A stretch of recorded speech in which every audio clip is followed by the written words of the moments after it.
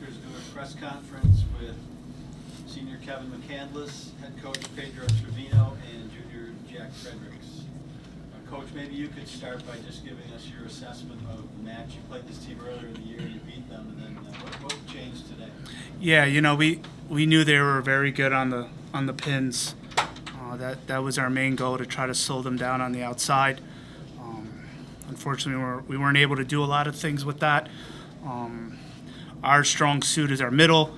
I was trying to get that going a little bit, and they did a great job of stopping our strengths, which, like I said, is our middle. They served very well against us. I don't think we passed as well as we could have, and I think that's really what it was. They put a lot more pressure on us. They got a lot more easier points. We had to work a lot harder to get ours.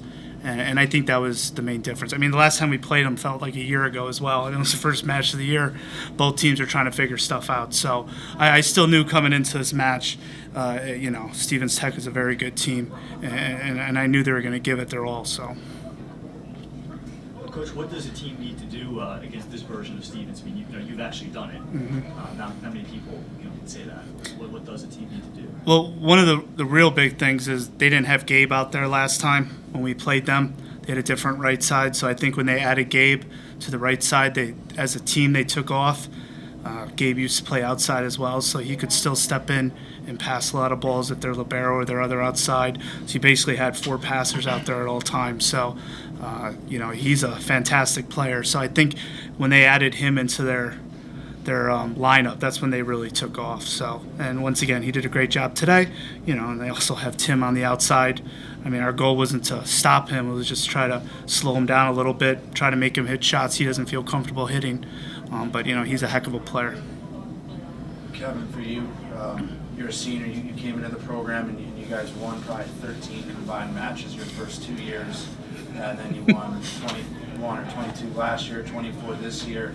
I know it probably stings right now, and you can't fully put it in perspective, but these last 2 seasons, can you talk a little bit about them?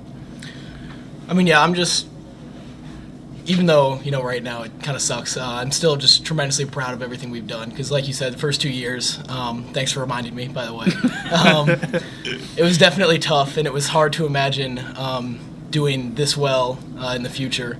But these past 2 years, we've gotten tremendously better. We've really come together as a team, and we've had a great core group, and we've established a really good program now. I think we've set a really good tone for all the guys coming up now, and whatever the outcome is, I think we still had a great 2 seasons, and there's nothing to be too sad about. Jack, you were fortunate enough to come up with a senior class. I think 6 guys ahead of you. You still have a year left. What do you think you've learned from those guys that you can hopefully instill on some of the other guys coming up through the program?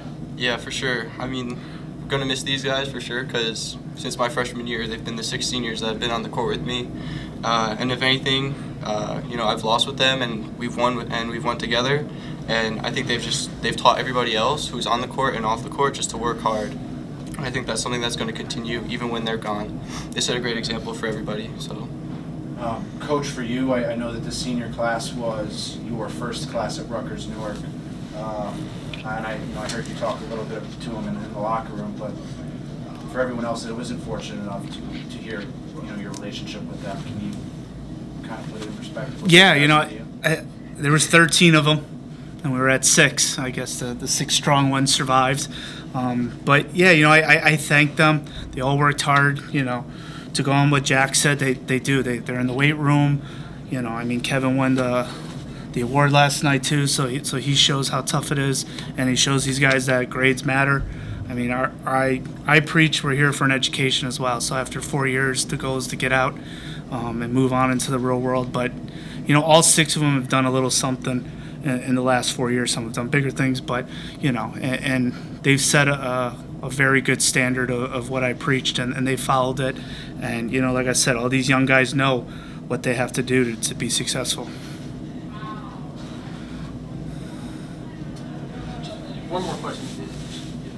In terms of the 4th set in particular, because the 2nd set was close to the 3rd one you won, the 4th one kind of got away from you early. I'm just curious if it was something that Stevens did, or just was the team tired at that point, or? No, we're a very well-conditioned team.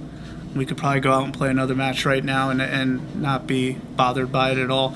I know some guys sweat a lot where they look like they're tired, but that's Travis especially. But he puts a big pool out there. But no, I love him.